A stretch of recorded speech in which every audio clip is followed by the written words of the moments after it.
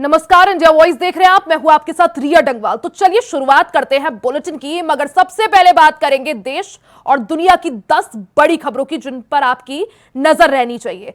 आपको बता दें कि सबसे पहले दिल्ली विधानसभा सत्र में हंगामे की तस्वीरें आपको दिखा रहे हैं। पहली तस्वीर आप देख सकते हैं, दिल्ली विधानसभा सत्र में जिस तरह से आज हंगामा हुआ, ये तब की तस्वीरें हैं।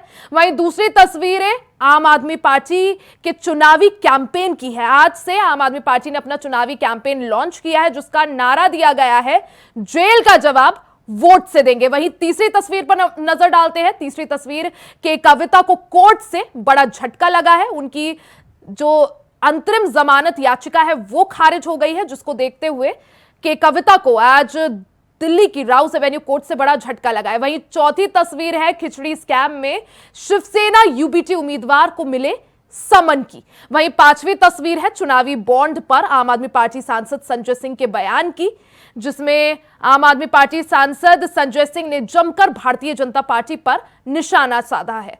वहीं छठी तस्वीर है एनआईए पर हमले के बाद बंगाल में बवाल की। वहीं सातवीं तस्वीर है टीएमसी डेलीगेशन के इलेक्शन कमीशन से मुलाकात की, क्योंकि टीएमसी डेलीगेशन ने इलेक्शन कमीशन यानी चुनाव आयोग से आज मुलाकात की। वहीं आठवीं तस्वीर पर नजर डालते हैं। आठवीं तस्वीर है चुनावी दौर में कर्नाटक में मिले करोड़ों कैश की, क्योंकि लोकसभा चुनाव बेहद नजदीक है। ऐसे में कैश का फ्लो काफी ज्यादा देखने को मिलता है, जिस पर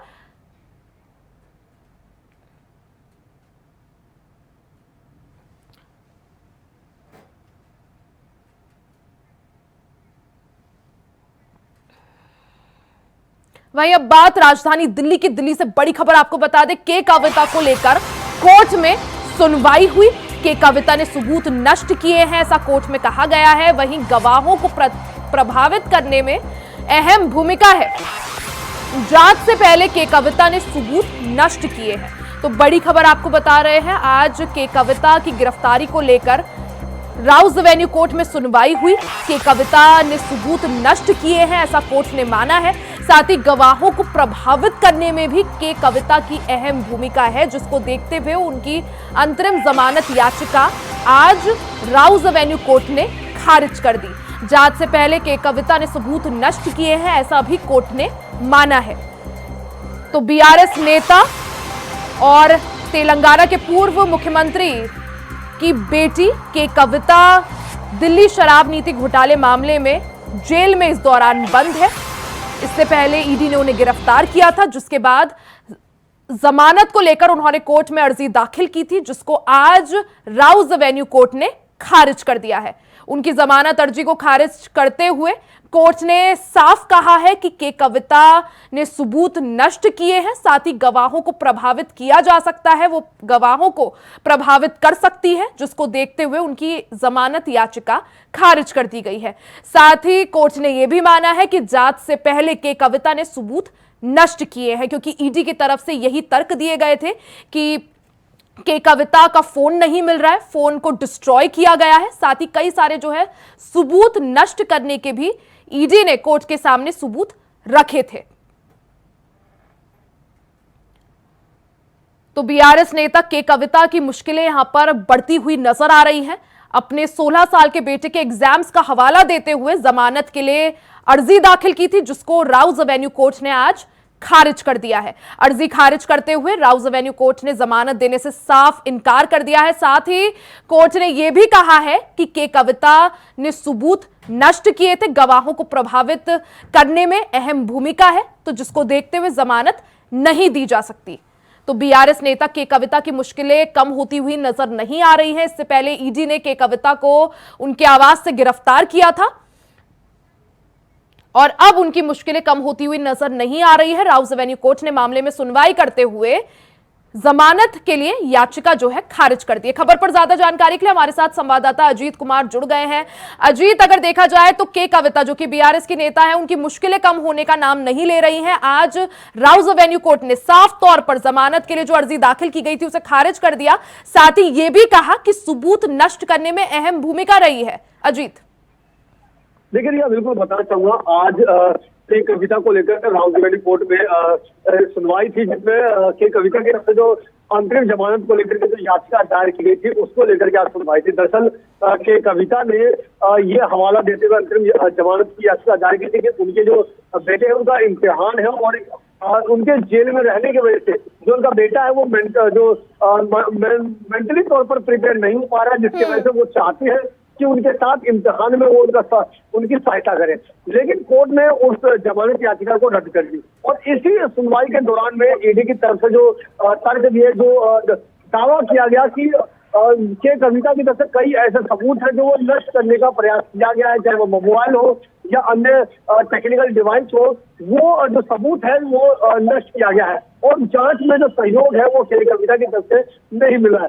हालांकि ये कोई पहला मामला नहीं, इससे पहले भी जब मनीष सिसोदिया को जब गिरफ्तार किया गया था तो उस समय भी ईडी की तरफ से यही दावा किया गया था कि कई सबूत जो है वो मिटाए गए हैं और ये पूरा का पूरा जो मामला है कथित शराब घोटाले के मामले से मनी लॉन्ड्रिंग वाले मामले में पूरा का पूरा मामला जुड़ा हुआ है और के कविता से जुड़ा हुआ मामला जिस तरीके से बताया इसमें सामने ईडी की तरफ से कहा गया कि साउथ पोल में जो इस शराब घोटाले का जो पैसा है वो हवाला के जरिए वो लगाया गया था, जिसमें से कविता की भी बहुत बड़ी भूमिका थी। और जब क्योंकि वो खुद एक मुख्यमंत्री की बेटी रही है, पूर्व मुख्यमंत्री की, तो कहीं ना कहीं राजनीतिक इमेज जो उनकी एक अलग है और ऐसे में ईडी ने वो आशंका जताई कि जो गवाह है या सबूत है उनको वो प्रभावित कर सकती है, इसलिए उसे जमानत ना दिया जाए और इनको कोर्ट ने तर्क माना और नतीजतन जमानत याचिका रद्द कर दी। बिल्कुल अजीत, तो साफ तौर पर के कविता की मुश्किलें यहाँ पर कम होती हुई नहीं दिख रही हैं। अब देखना ये होगा कि आगे क्या विकल्प के कविता ढूंढती हैं। बहुत बहुत शुक्रिया आपका तमाम जानकारी के लिए। वहीं प्रधानमंत्री नरेंद्र मोदी आज छत्तीसगढ़ के बस्तर पहुंचे। उन्होंने यहां कहा कि छत्तीसगढ़ की जनता ने हमेशा बीजेपी को भरपूर आशीर्वाद दिया है। इस बार भी बस्तर समेत पूरे प्रदेश के मेरे परिवारजन सशक्त भारत के लिए एक सशक्त सरकार बनाने का मन बना चुके हैं। इस मौके पर प्रधानमंत्री नरेंद्र मोदी ने छत्तीसगढ़ के वरिष्ठ नेता स्वर्गीय बलिराम कश्यप को याद किया। हजारों लाखों आदिवासी बहनें भी शामिल हैं। भाई और बहनों, जनजातीय समाज हमेशा भाजपा की प्राथमिकता रही है। जिस आदिवासी समाज का हमेशा कांग्रेस ने तिरस्कार किया, उसी आदिवासी समाज की बेटी आज देश की राष्ट्रपति है। भाजपा ने ही छत्तीसगढ़ को पहला आदिवासी मुख्यमंत्री दिया है। भाजपा ने ही आदिवासियों के लिए अलग मंत्रालय, अलग बजट बनाया है। बीते 10 वर्षों में आदिवासी कल्याण का बजट 5 गुना बढ़ाया गया है। जब कांग्रेस सरकार थी तो पूरे देश में 125 से भी कम एकलव्य आवासीय विद्यालय थे। आज सिर्फ छत्तीसगढ़ में ही 70 से अधिक एकलव्य विद्यालय है। कांग्रेस की सरकार के दौरान सिर्फ 8-10 वन उपजों पर ही एमएसपी मिलती थी। आज ये संख्या 100 के पास पहुंच रही है। साथियों, आपका सपना और ये मोदी की गारंटी है। राम मंदिर बनने से बहुत नाराज है। कांग्रेस के शाही परिवार ने राम मंदिर की प्राण प्रतिष्ठा का न्योता ठुकरा दिया। कांग्रेस के जिन नेताओं ने इस कदम को गलत बताया, उन्हें पार्टी से निकाल दिया गया। और एकाध दो अगर वहां पहुंच गए प्राण प्रतिष्ठा में, प्रभु राम के चरणों में सर झुकाया तो उनको 6 साल के लिए पार्टी से निकाल दिया। ये दिखाता है कि कांग्रेस तुष्टीकरण के लिए किसी भी हद को पार कर सकती है। कांग्रेस ने जो घोषणा पत्र बनाया है उसमें भी मुस्लिम लीग की छाप है। साथियों, कांग्रेस को आज भी देश के लोगों की जरूरत से कोई लेना देना नहीं है। ये भाजपा सरकार है जो हर गारंटी जमीन पर उतार रही है। अभी हमारे मुख्यमंत्री जी बड़े विस्तार से बताते थे, यहां की भाजपा सरकार ने धान किसानों के बकाए रकम को चुकाने की गारंटी पूरी कर दी। तेंदुपत्ता संग्राहों को दी गारंटी पूरी कर दी। मैं यहां की बहनों को विशेष बधाई दूंगा, महतारी वंदन योजना का लाभ मिलने लगा है। और मेरे साथ मुख्यमंत्री जी ने बताया, काशी बाबा के धाम से मुझे इस योजना में भागीदार बनने का कार्यक्रम में साथ आने का मौका मिला था। आजादी के बाद से कांग्रेस समझती थी कि उसे देश को लूटने का लाइसेंस मिला हुआ है। 2014 में सरकार में आने के बाद मोदी ने कांग्रेस की लूट का लाइसेंस ही कैंसिल कर दिया है। और मोदी ये लाइसेंस इसलिए कैंसिल कर पाया क्योंकि आपने मोदी को लाइसेंस दिया था। अब आप बताइए, जब उनकी दुकान बंद हो गई, लूटने का लाइसेंस चला गया, तो मोदी को गाली देंगे कि नहीं देंगे? देंगे कि नहीं देंगे? तो मेरी रक्षा कौन करेगा? मेरी रक्षा कौन करेगा? मेरी रक्षा कौन करेगा? ये मेरे कोटि कोटि देशवासी ही, मेरी माताएं बहनें आज मोदी का रक्षा कवच बन गई है। साथियों, मोदी ने जब वहीं आम आदमी पार्टी ने लोकसभा चुनाव के लिए अपना नया चुनावी कैंपेन जेल का जवाब वोट से लॉन्च कर दिया है। संजय सिंह, संदीप पाठक और गोपाल राय ने मिलकर इस कैंपेन को लॉन्च किया। इस मौके पर आम आदमी पार्टी के कई नेता और पंजाब से राज्यसभा सांसद संदीप पाठक ने कहा कि अरविंद केजरीवाल को लोकसभा से हटाने के लिए मोदी जी ने जेल में डलवाया है। ये इतिहास में पहली बार हुआ है जब एक सिटिंग चीफ मिनिस्टर को हटाया गया है। केजरीवाल जी ने तो अपनी जिम्मेदारी ईमानदारी से निभाई है। केजरीवाल जी ने अपने धर्म का पालन पूरी ईमानदारी और शिद्दत से की है। आज मुझे ये लगता है अब ये जिम्मेदारी हमारे ऊपर है, दिल्ली के 2 करोड़ जनता के ऊपर है, दिल्ली के हर परिवार के ऊपर है। पूरी दुनिया देख रही है जिस केजरीवाल ने दिल्ली के हर परिवार के लिए इतना कुछ किया, अपना सब कुछ दांव पे लगा दिया। केजरीवाल जी ने अपने सारे मंत्रियों को दांव पे लगा दिया, सब कुछ दांव पे लगा दिया, सरकार दांव पे स्टेक पे लगा दिया, खुद जेल चले गए, लेकिन जनता के लिए संघर्ष करने से रुके नहीं। आज पूरी दुनिया देख रही है दिल्ली की तरफ कि क्या होगा दिल्ली में, कैसे होगा दिल्ली में। जिस केजरीवाल ने दिल्ली के लिए इतना कुछ किया, दिल्ली की जनता उसको कैसे अपनी जिम्मेदारी का निर्वहन करेगी। वहीं लोकसभा चुनाव से पहले आम आदमी पार्टी के राज्यसभा सांसद संजय सिंह ने सत्ताधारी दल भारतीय जनता पार्टी को लेकर बड़ा दावा किया है। आज एक प्रेस कॉन्फ्रेंस कर उन्होंने कहा कि बीजेपी ने लाखों का भ्रष्टाचार किया है, चुनावी बॉन्ड के नाम पर घोटाला किया गया है, घाटे वाली कंपनियों ने बीजेपी को सबसे ज्यादा चुनावी चंदा दिया है।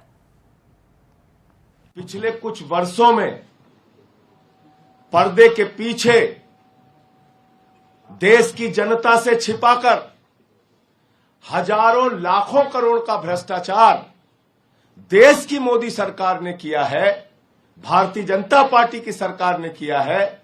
इसका खुलासा आपके सामने करना चाहता हूं।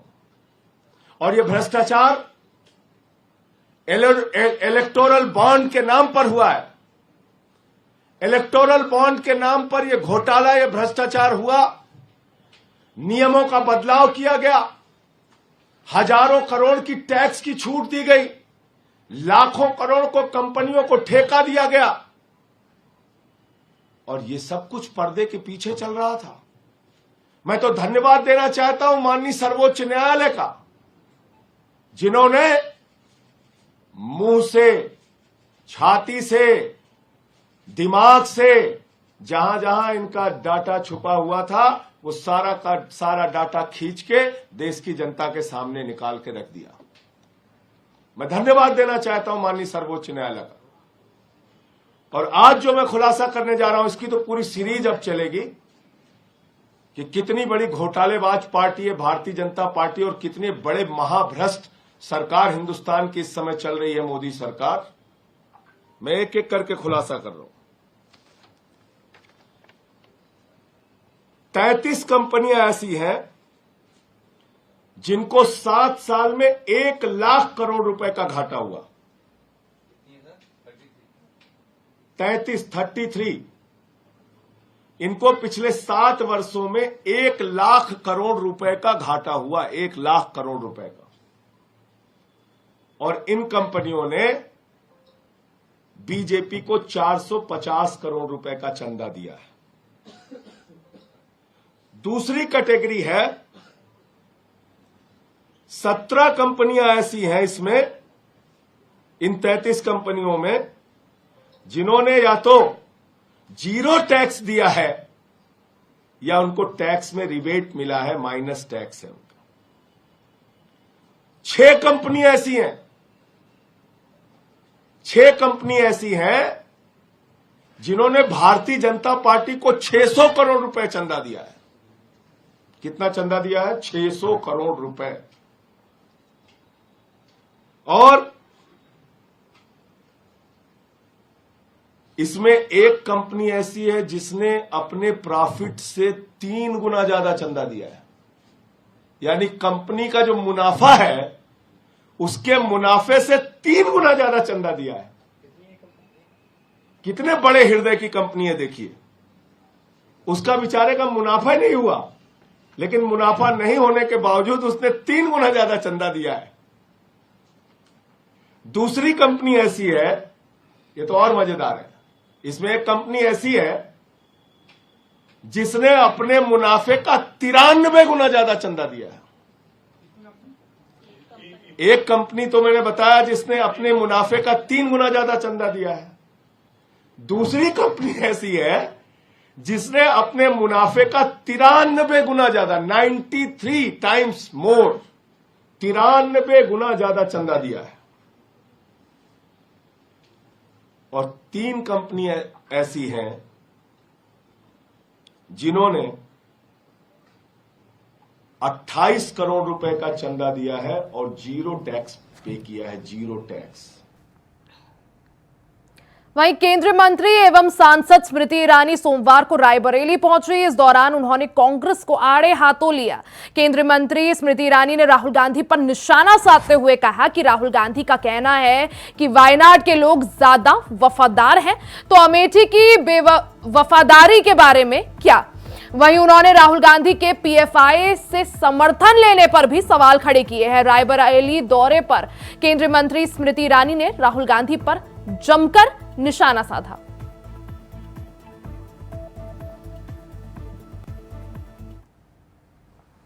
कि हमको ये जानकारी प्राप्त हुई है, ये जब जाहिर है कि वायनाड में अपना चुनाव लड़ने के लिए राहुल गांधी ने आतंकवादी संगठन पीएफआई का समर्थन लिया। पीएफआई के संदर्भ में जब चार्जशीट आप पढ़ेंगे तो आप जानेंगे पीएफआई के आतंकी संगठन ने हर जिले में कितने हिंदुओं को मारना है उसकी लिस्ट बनाई। तो जो हिंदुओं को मारने की लिस्टें बना रहे हैं राहुल गांधी जी, कृपया अमेठी की जनता को ये बतलाएं, ऐसे संगठन के सहयोग से आप वायनाड का चुनाव क्यों लड़ रहे हैं। लेकिन रायबरेली और अमेठी में कांग्रेस अपना प्रत्याशी नहीं।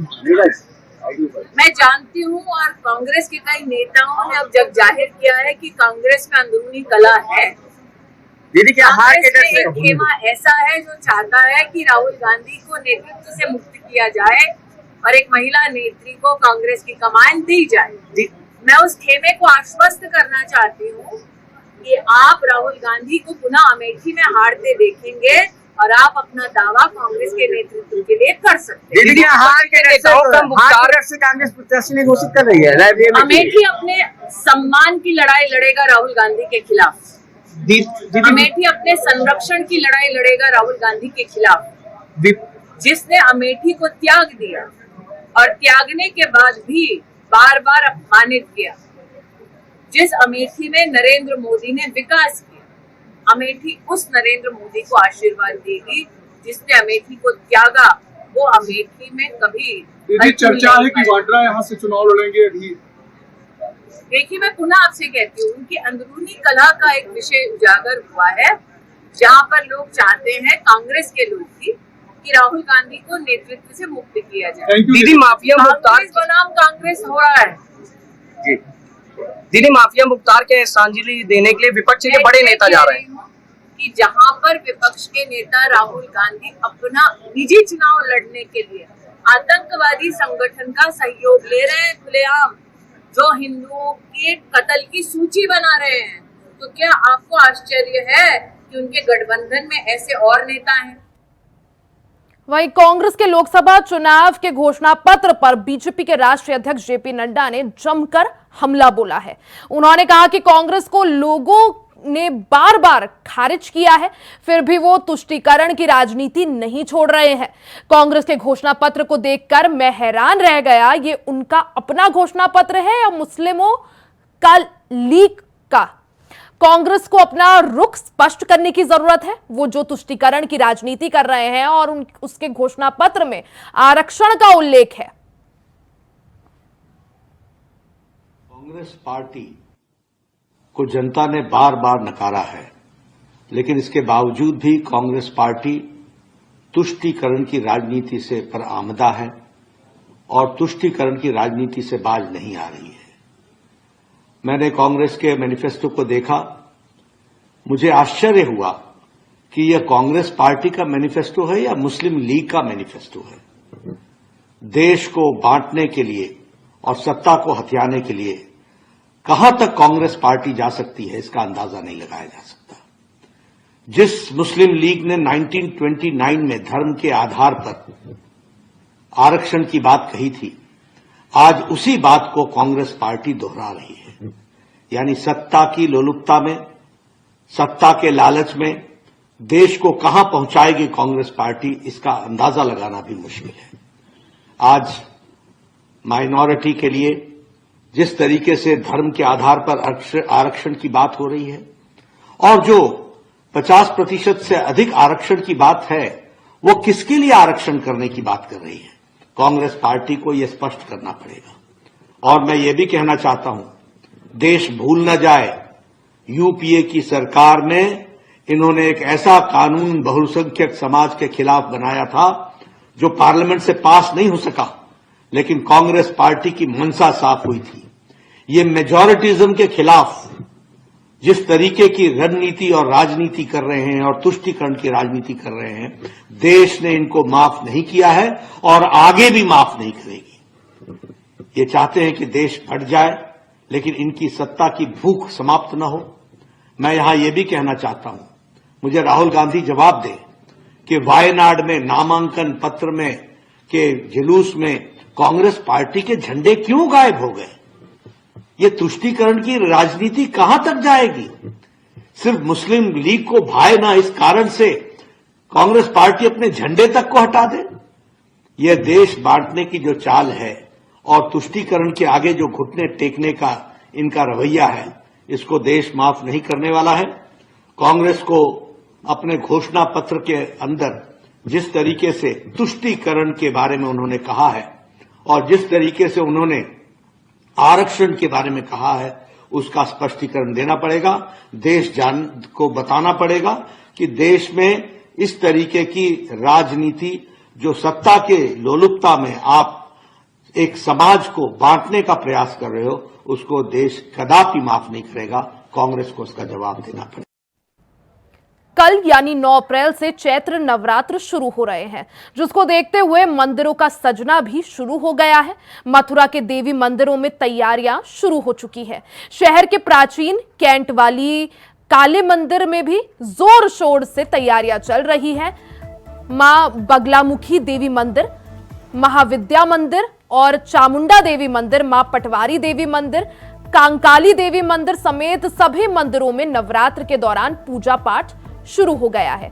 वहीं पूजन के लिए सामान खरीदने वालों का भी बाजार में भीड़ दिखने लगी है। माता को सजाने के लिए लोग भारी संख्या में माता की चुनरी खरीद रहे हैं।